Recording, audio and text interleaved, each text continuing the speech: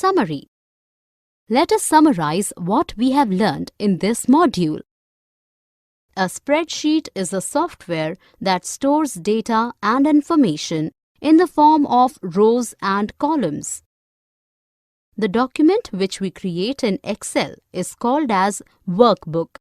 The extension of a workbook is .xlsx. A worksheet is a collection of rows and columns. A cell is an intersection of row and column.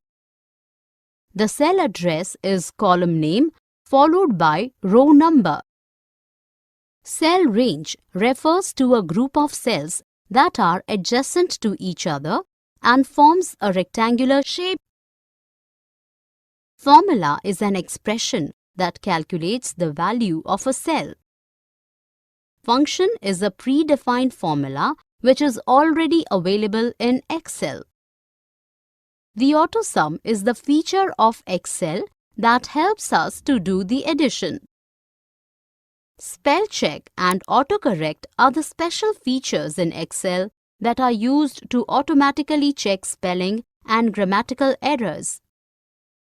Print command is used to print the Excel worksheet.